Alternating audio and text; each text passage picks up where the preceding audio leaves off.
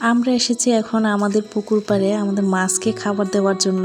আমাদের এই পুকুরটা ছোট ছোট কচুরি পানাতে একদম ভরে গেছে, তাই খাবার দেওয়ার আগে এগুলাকে ইহানের বাবা লাঠি দিয়ে বাড়ি দিয়ে দিয়ে পরিষ্কার করে নিচ্ছে, যাতে খাবারটা ডাইরেক্ট পানিতে যায়। কারণ এগুলার উপরে পড়লে খাবারটা এগুলোর উপরেই থেকে যাবে, আর পানিতে যাবে না, মাছ খেতে পারবে না।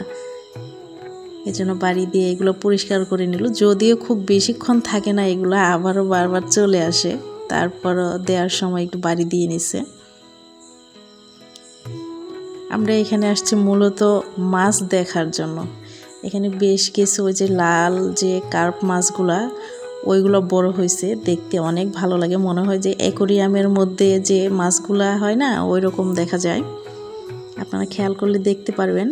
এই মাছগুলো আস্তে আস্তে আসবে। এই দেখেন এই পানাগুলোতে আবারও ভরে গেছে। এই যে মাছ আসতেছে, এই দেখেন এই মাছটা কিন্তু দেখা গেল লাল।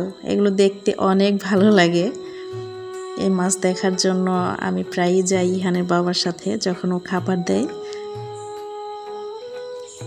তারপর আমাদের খাবার দেওয়া শেষে, মাছ দেখা শেষে বাড়িতে চলে আসছি। এখন ইহান ধরেছে যে ক্রিকেট খেলবে, ওর দাদাবাড়ির সাথে ও ক্রিকেট খেলতেছে।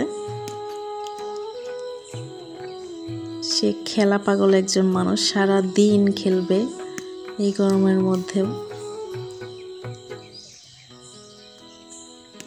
ওর দাদাভাই চলে যাওয়ার পরে আবার খেলবে ওর বাবার সাথে, মানে সারাক্ষণ সে খেলার উপরই থাকবে।